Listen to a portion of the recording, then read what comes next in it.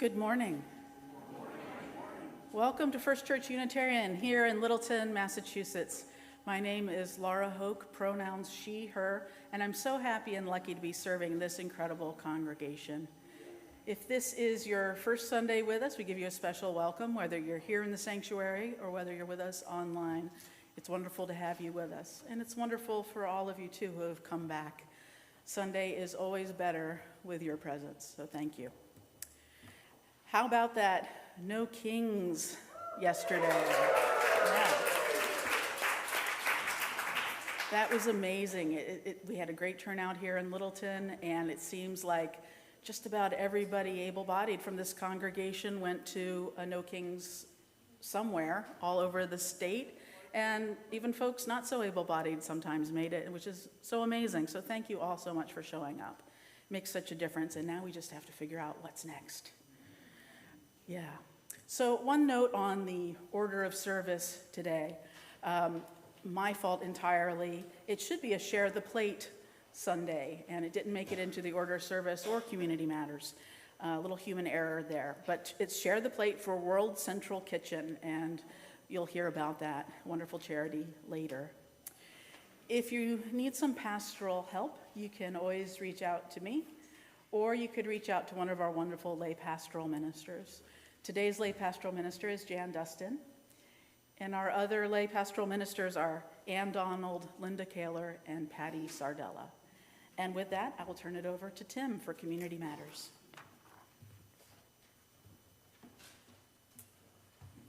Good morning. I'm Tim Harvey, and I'm on the standing committee. A few announcements from the bulletin. Our annual warranted meeting is today after church. Please attend if you can. Next Sunday, October 26th, there's a discussion of possible alterations to the sanctuary. That will be held here in the sanctuary from 11:30 to 12:45. And on Wednesday, October 22nd, there's a training for our AED. We've recently had an AED installed in a cabinet here in the church in the hallway by the vestry. And it's good to know how to use it if there's a need for it. It can help treat people who are experiencing arrhythmias that can lead to cardiac arrest or heart attack. So again, that's Wednesday, October 22nd. From 7 to 10 p.m. here, and it's free, but please contact me if you'd like to sign up for that. I also just want to say I was at No Kings Boston yesterday, and it was massive and beautiful and really hope-inspiring. Please silence your phones, and as always, we'll meet after church in the vestry for coffee hour. Welcome to church.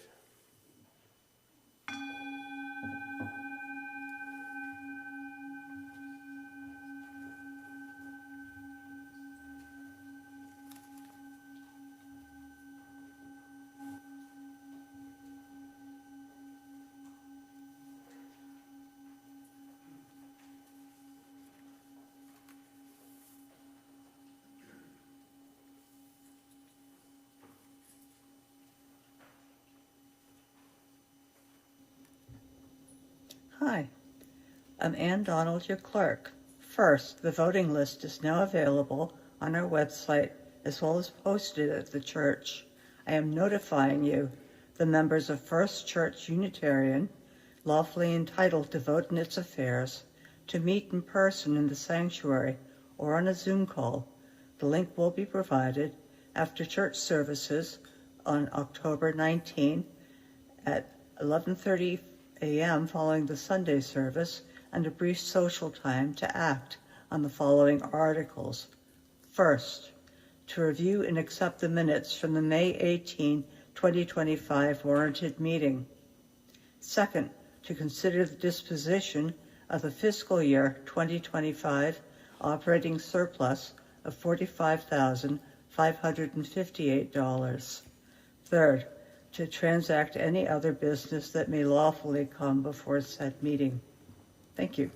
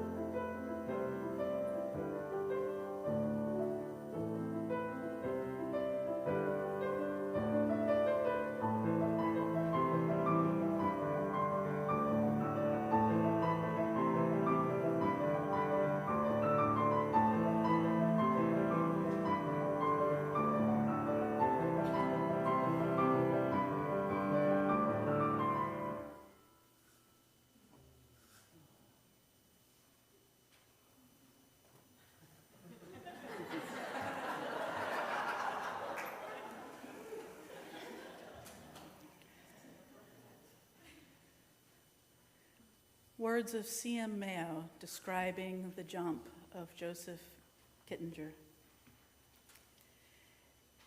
When you see our earth from an hour and a half on high, you know it in your hummingbird heart that there are angels, gods. With confidence in your equipment, confidence in your team, confidence in God. You step off the balloon's gondola. Weightless arms splayed as if they were wings. You are one. You fall like a knife, soundlessly supersonic. And you float down now, strange pedal, feeling the awful aliveness of your body. 13 minutes and 45 seconds have elapsed since bailout, when you hear the thud of yourself and you fall to your knees into the white sand. And your chute, like the last silken exultation of the heavens, falls on you. Beautiful. Let us worship. I'd like to invite Isabella to come up and light our chalice this morning.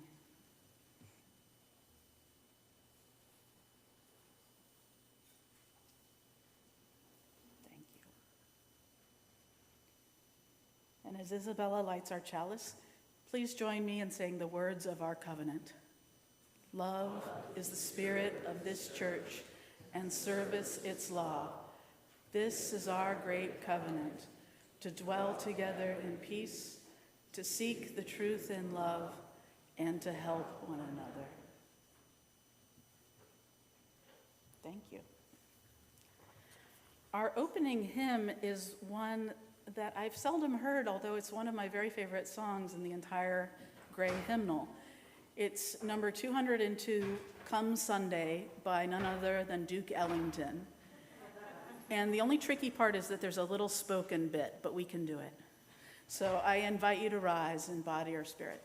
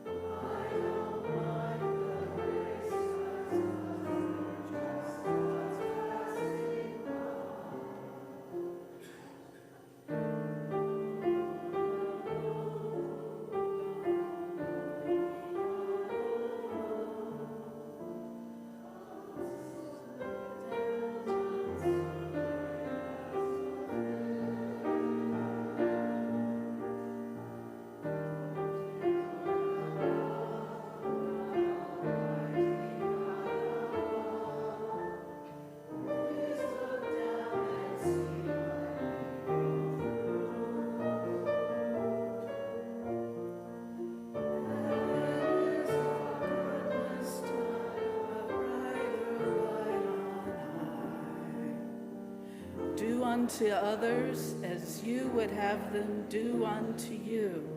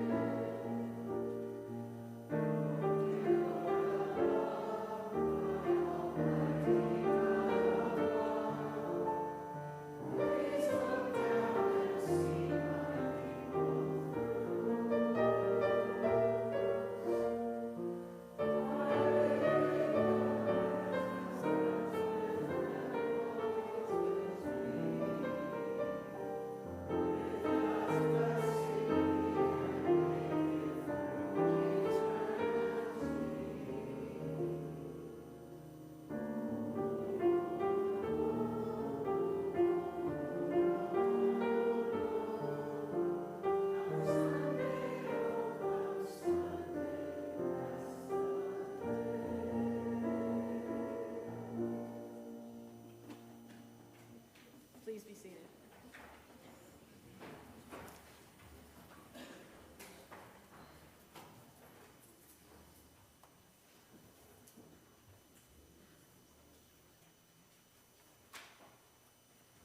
Can you hear me? Oh, you can. And I don't. What a treat. I know how quiet I can be. Today's story is Everywhere Wonder by Matthew Swanson, and Robbi Behr is the illustrator.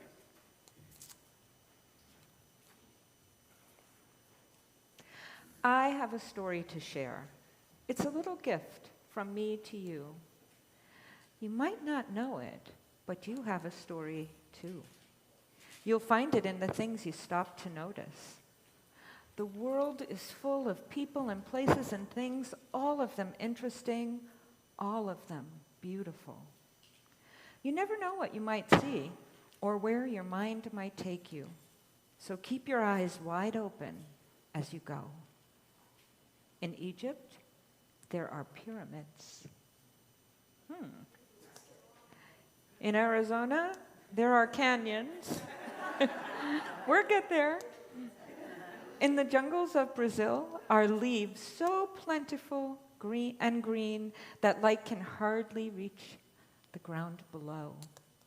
And in the hills of Japan are gardens full of wind-worn rocks and clean sand, but not a single flower.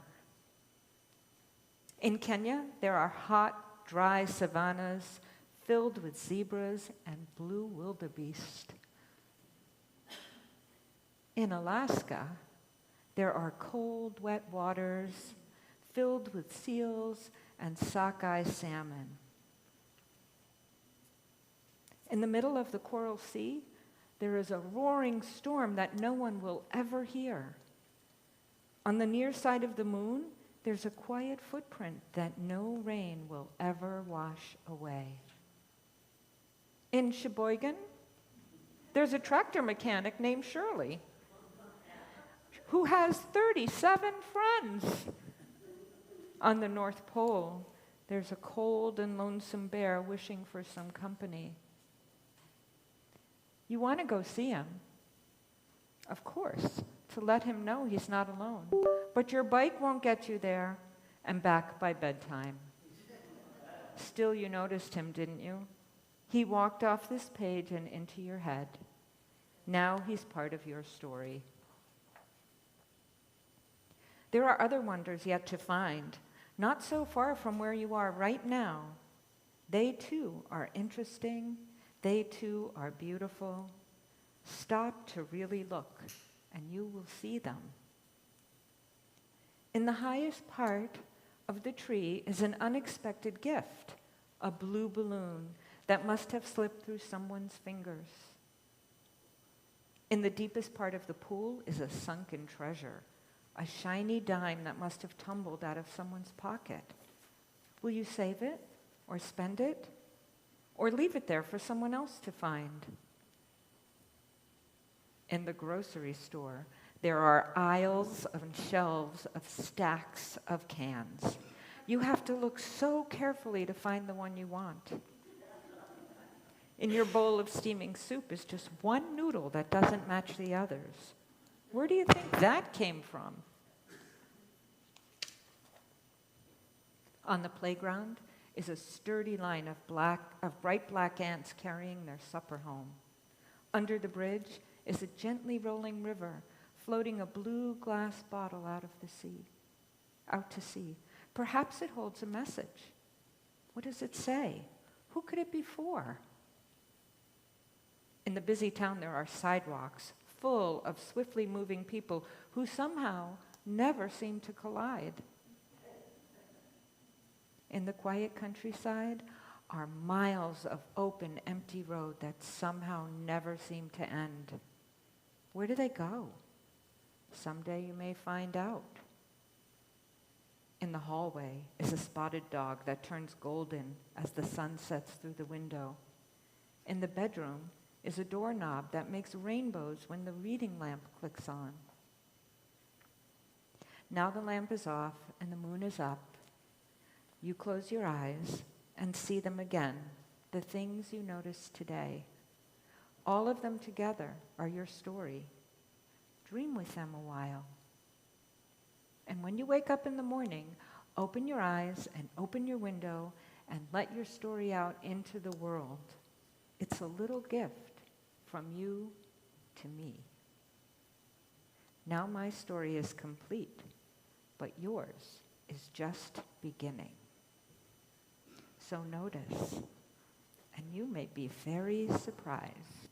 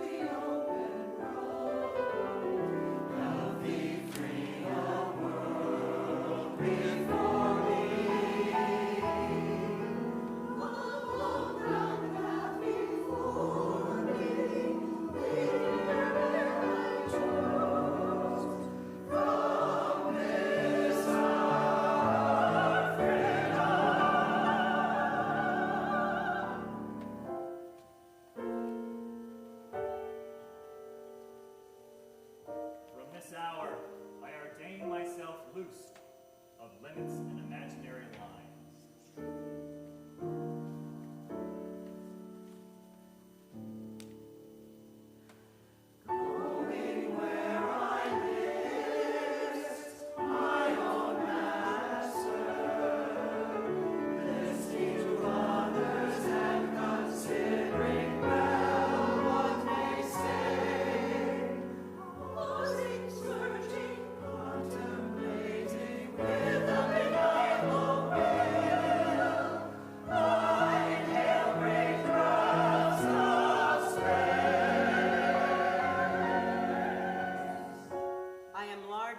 Better than I thought. I didn't know I held so much goodness. All seems beautiful to me. You have done such good to me. I have done such good to me. I would do the same to you.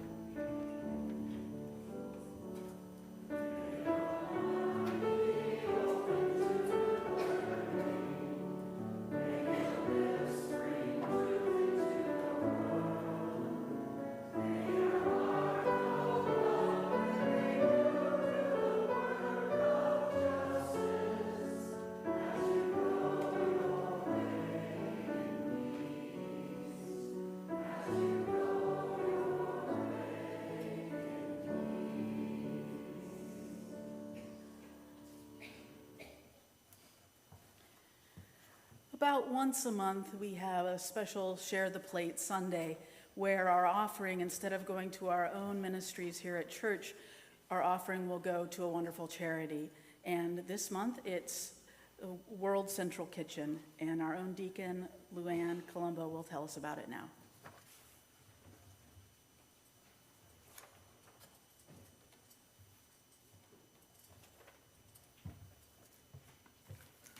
I'm Luann Colombo, and this is my first deaconly duty. So we want to thank Lara for taking the heat on not all things being in the right place, but she had nothing to do with things not being where they belonged. So back to our regularly scheduled program.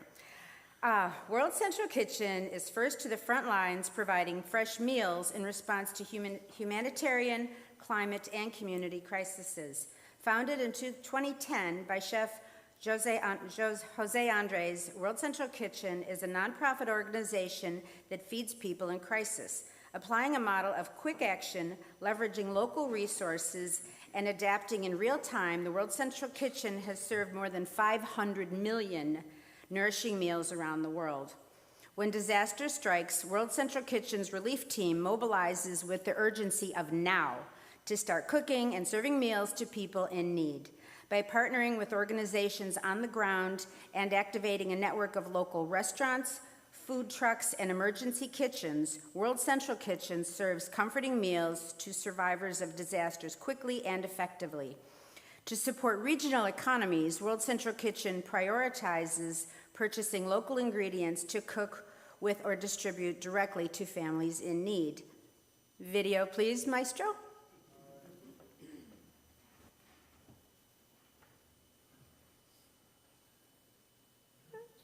Maybe.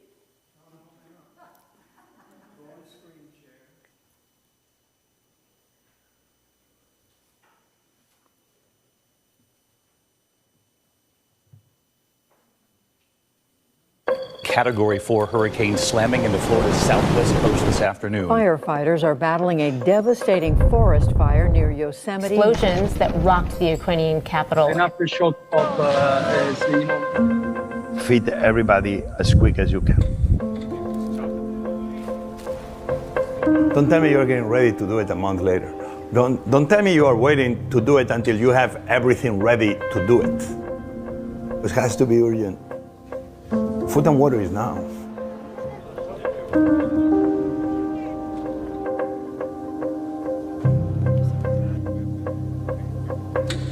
We didn't have enough trays, we didn't have enough plates, we didn't have enough knives, we didn't have enough hand.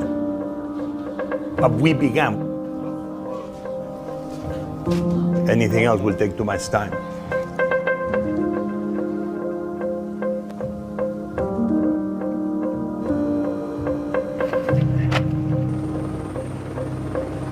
Not tomorrow, not next week, not next month, today.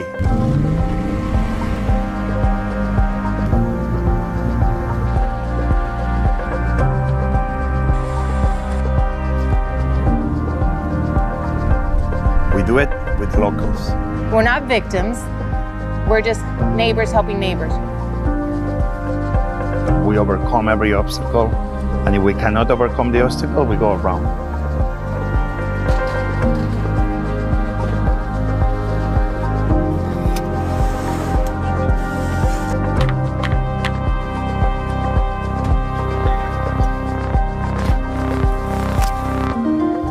Here we are, and we'll come back tomorrow and the day after until you are okay.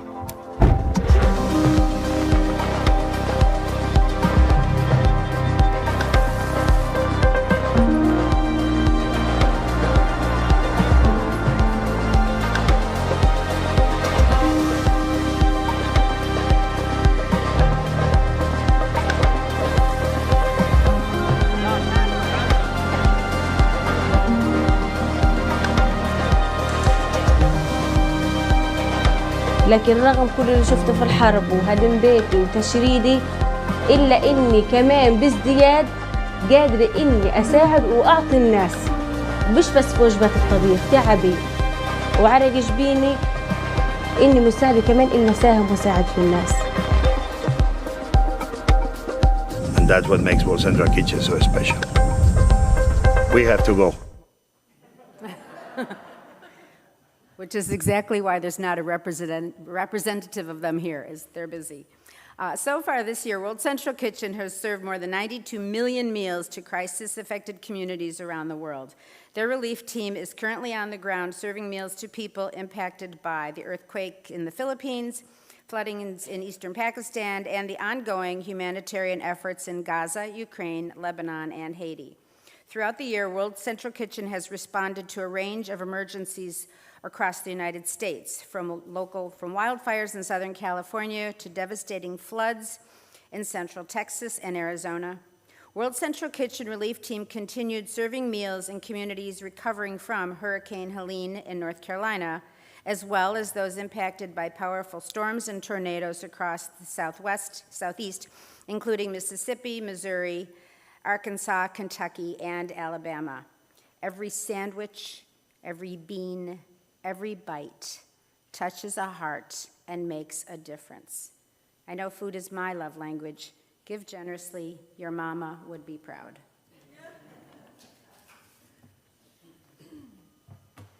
They even take Venmo.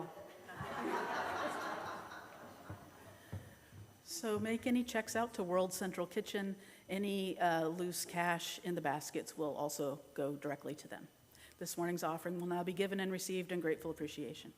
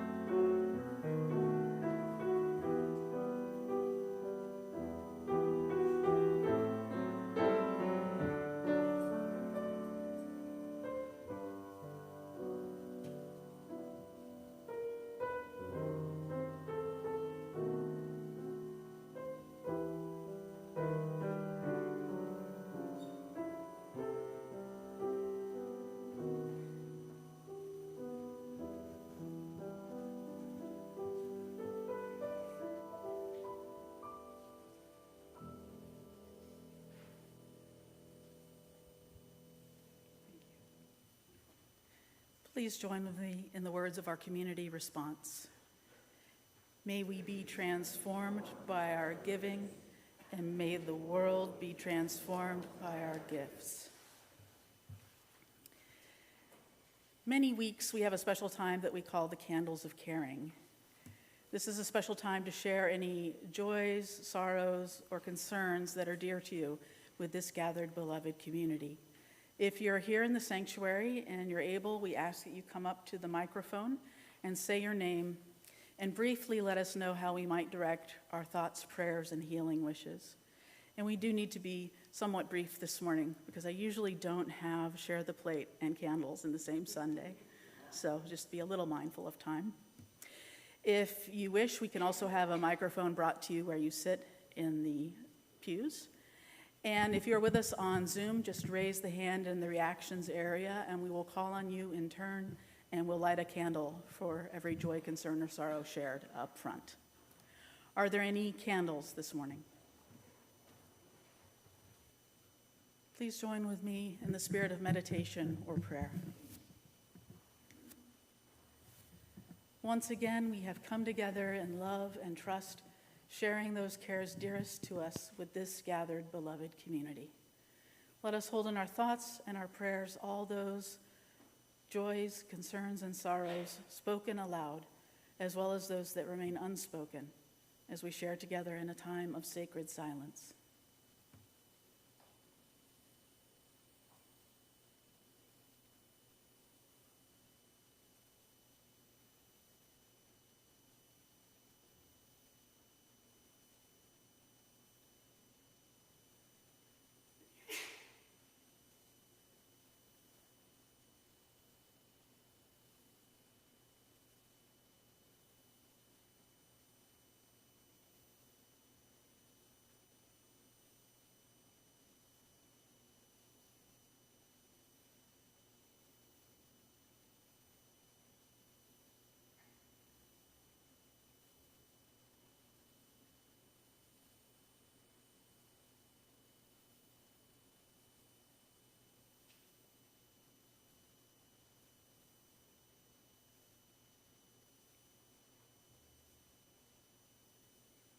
Amen, and blessed be.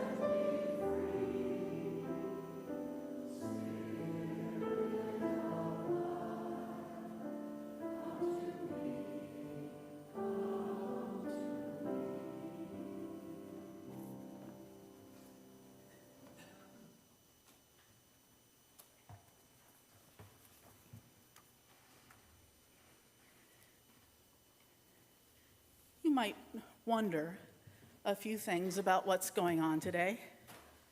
Some of you are probably curious about the title of the homily, which is What Kittinger Saw. So first of all, who is Kittinger?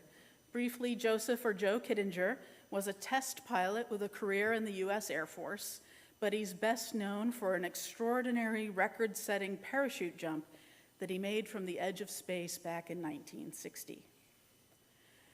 The phrase, what Kittinger saw, comes from a tattoo. Well, actually, it comes from a podcast that I watch on YouTube. The podcast is called The Handsome Pod, and it's hosted by three comedians from the LGBTQ community, namely Tig Notaro, yep, Fortune Feimster, and Mae Martin. I recommend the podcast if you haven't heard it or seen it. So in one episode that I watched a few months back, Mae Martin talked about how moved they were by a clip of Joe Kittinger after his record-breaking jump and by his emotional reaction after the landing. Mae described Kittinger as having tears running down his face. I never found any footage where I saw tears running down his face, but I will share with you in a bit some archival footage of the jump. From what I've seen, he does have a momentary moment of looking overcome when he lands, and you'll see that, I think. In any case, Mae Martin decided to get a tattoo, which they showed us, with the words, "What Kittinger saw," and to remind them of the majesty of that event and the emotions that came with it. And I decided then and there that I would have a sermon or a homily someday called "What Kittinger Saw," not really knowing what it would even be about. Mae said they weren't quite sure what their tattoo meant, so I guess that's fair. So here we are. First, a couple of pictures. So slide. Okay. This is then Captain Joe Kittinger, ready to get into the Excelsior gondola to attempt this feat. And notice the red duct tape. Remember, this is an Air Force operation, not NASA. This is the early days of space exploration when President Eisenhower was still in office. And in fact, Kittinger's jump from the stratosphere, 19 miles up, came before Yuri Gagarin orbited the Earth. So you could make the claim that Kittinger was the first person in space, depending on how you define space. Next slide. This is Kittinger just as he takes his first step off of that gondola. He is about 103,000 feet above Earth, 19 miles, like I said. And notice more tape holding that kit to his rear end. And it was supposed to come off at a certain point, but that did not happen, so he made a little harder than usual landing because he had that heavy kit taped to him. Next slide. This was the cover of Life magazine after the record-setting leap. So you see his little greenish, grayish body there above the amazing clouds.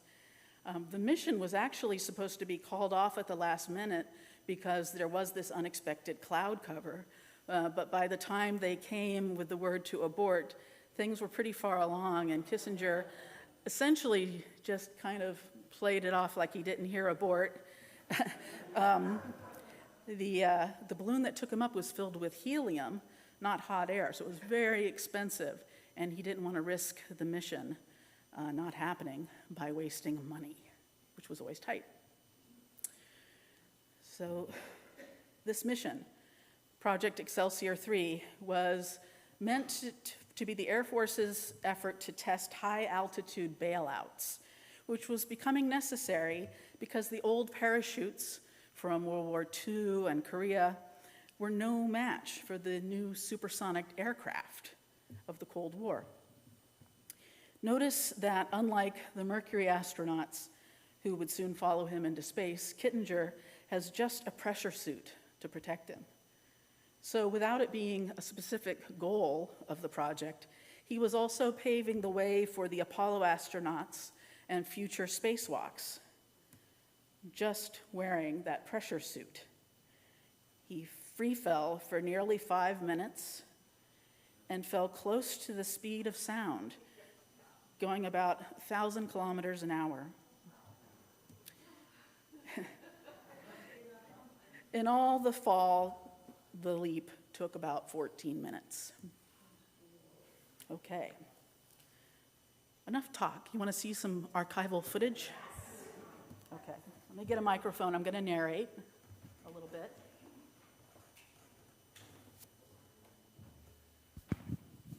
Thank you. Okay, Michael, whenever you're ready.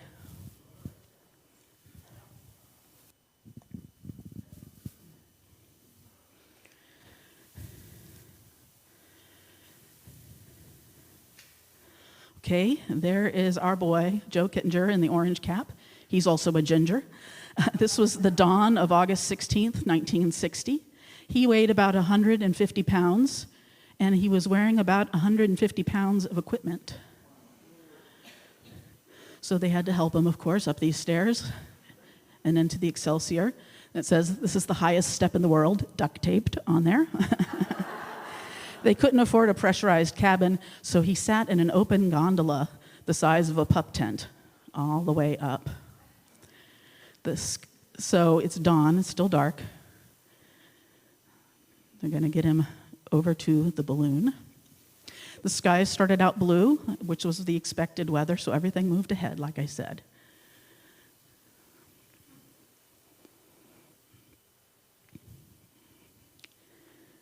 So they get him connected to the balloon, which reminds me a little bit of a sea creature once it starts going. See? It goes up about 1,200 feet every minute. It took about 90 minutes, an hour and a half, to get all the way up, 19 miles. There's that open gondola that he's sitting in. So there's cameras below filming it. And there's a camera on the gondola itself, and there's a camera on Kittinger, like a body cam. He noticed that his right glove wasn't pressurized correctly, but he didn't want to say anything for fear that the mission would be called off. So he couldn't feel anything in his hand, which doubled in size. Kind of gnarly.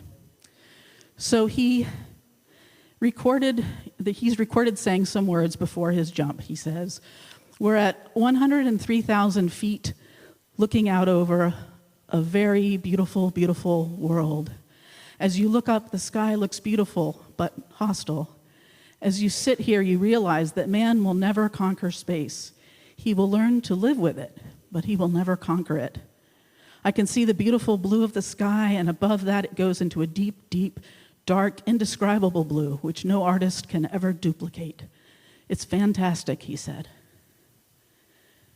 Then, in his autobiography, he says that he stopped before he leapt, looked out, and said the silent prayer, "Lord, take care of me now."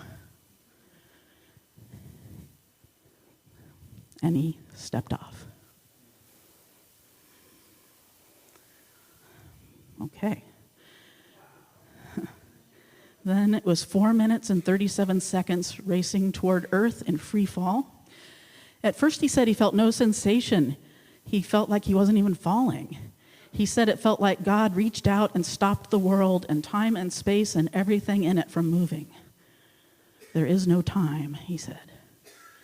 But then the clouds started to bother him, not physically, but psychologically. The lack of visual between the team and him started to bother him. In his autobiography, he wrote, "It became intensely important to me that the Excelsior team on the ground visually follow my progress through the sky. But the clouds denied this to me. They had cut me off from the earth, imprisoned me in a world where I was the only inhabitant. A feeling of remoteness began to swarm over me. I felt a burning need. I needed what? My team. They and their strength had brought me here. They'd risked their lives to provide the means to sustain my flight, my life. Now they were denied to me." So he said to himself, "Accept it." He shouted it to himself, "Accept the reality of where you are." He says, Dr. Marv Feldstein listened carefully down below as he spoke. Doctor seemed to sense my needs. His response came slowly, meaningfully to me. "Everybody's with you, Joe." That's what I needed to hear. And then he recorded the words the rest of the way down after the free fall. "Beautiful, beautiful. Ah, thank you, God, thank you. Thank you for protecting me during that long descent. Thank you, God, thank you."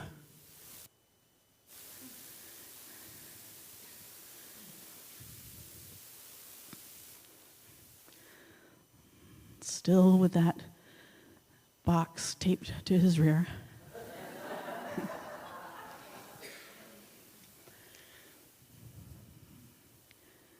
team was as happy to see him as he was happy to see them.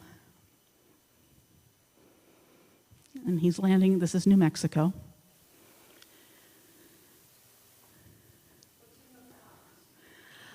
I forget, it's some sort of kit, and I forget what was in it.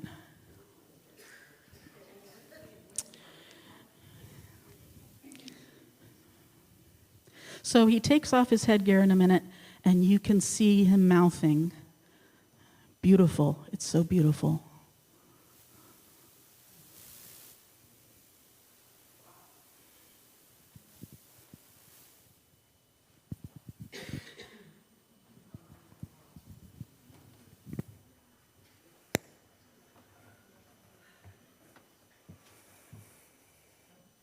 I bet some of you wonder what became of our boy Joe.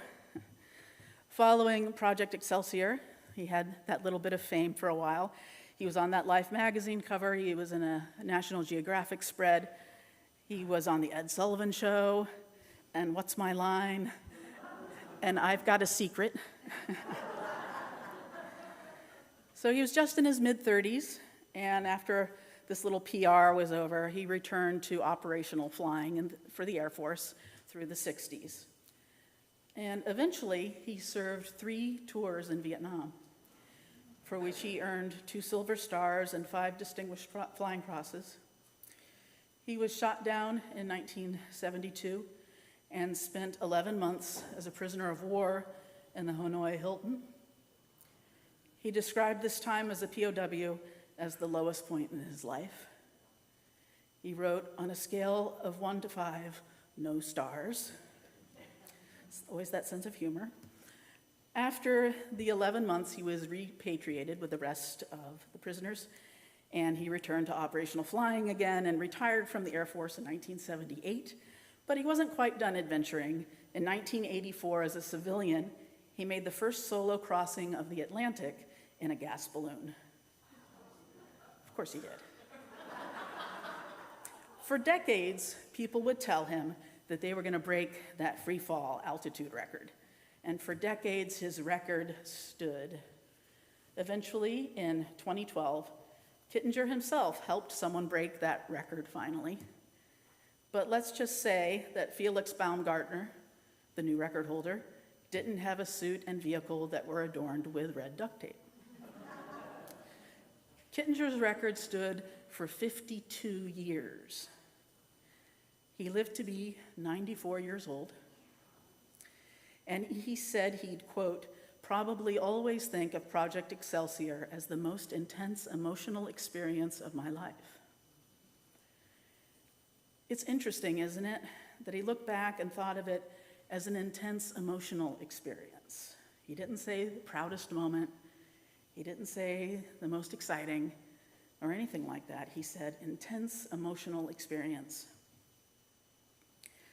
As much as he was overcome with what he saw in space during the Excelsior experience, he was clearly moved to be working with that team as part of something bigger than himself. And he always recognized, though he got that little moment of glory, it was a team effort, and his life had literally been in their hands. And even as he was overcome with the beauty of the sights from the edge of space, he was overwhelmed by feelings of separation from his team for a time. It was the teamwork, being part of something bigger than himself, that gave it all such profound meaning, made it so intensely emotional, as much as anything that he saw. I want to close with a story that retired UU minister Reverend Christine Robinson told during her Berry Street lecture back in 2008. She tells the story of going on a ride at Disney World. The ride was called Journey to Mars. She doesn't generally like to go on rides, she says, but she went on this one at the insistence of her son. So she writes, "With some anxiety, I strapped myself into my little cockpit, and then with much rattle and roar, we were off. It was only 2 Gs, but it was still impressive. My little window flashed to an outside view of Mars, which was getting rapidly bigger. There was the inevitable volley of asteroids to dodge. And then it was time to turn around and land. In my little window, I saw the red planet edge off, and then the vast darkness. And then I saw Earth rise in space, my beautiful, precious home. My son was right, she says. It was totally worth it. I've been to Mars, and I've looked back to see my home from space, and I was touched to the core of my being. She goes on, I know that the Spirit blows where it will, but I hadn't expected to have a religious experience at Disney World. And it was abundantly clear that it was no accident that I'd had it. They put that little iconic picture of Earth in my window on purpose, and they hoped it would do just exactly what it did. She continues, I have to tell you, the idea that theme park designers know that it is heart and meaningfulness that bring real satisfaction to a human life is humbling, especially after my eyes were opened to how well they can do it. I would have said that heart and meaningfulness were what I was supposed to be doing as an ordained minister. But our special effects budget is otherwise known as flowers and candles. We can't produce 2 Gs in our sanctuary by any means. There are no seat belts in our seats and no need of them because the biggest physical thrills we can offer are singing, laughter, and the sound of sheer silence. Why do people come to church, she asks. It's not to learn. People don't even go to museums to learn. It's not to be entertained. People don't even go to Disneyland just to be entertained. They come to church to quench a thirst, to find meaningfulness, to have an authentic experience, or in more traditional religious language, to connect with mystery and see their everyday lives reflected in the mirror of eternity. Here end her words. So at our best, that's what we're doing here. That's what we're trying to do here when we worship. We're trying to connect with mystery, what some call God or goddess, and seeing our lives reflected in the mirror of eternity. But as beautiful as this is, as fantastic as it can be at its best, truly the best thing about church is that we're doing it together as part of something bigger than ourselves. We're sharing our joys and sorrows. We're learning how to be more generous together. We're challenging ourselves both to be intellectually honest and to be better people together. May we continue to open the doors of meaning together, loving and supporting one another. We may never conquer space, and we may never conquer completely some of our problems right here on Earth either. But sometimes we just need to hear the words, everybody's with you, and keep going, doing our best. So may we fasten our seatbelts, even with duct tape if we must, for a wonder-filled ride, one not to be missed, singing and laughing and praying all the way together. May it be so. Blessed be, and amen.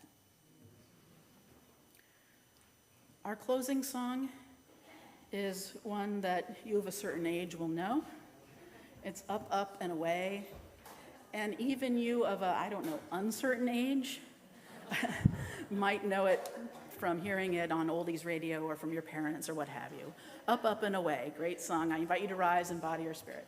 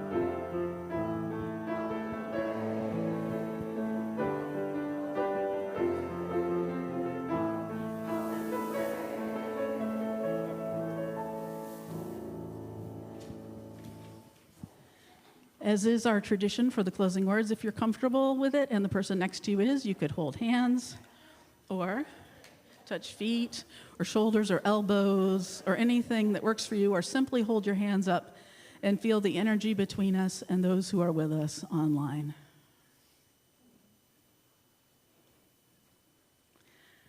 Friends, are you up for it? Are you up for a joyful adventure together, holding hands, helping each other chase our dreams, together chasing common dreams? We can do it. We can do anything together. The world is a beautiful place, and there's nothing more beautiful than being together with those you love, doing things you care about. May your days be filled with just this. Blessed be, and amen. Please be seated.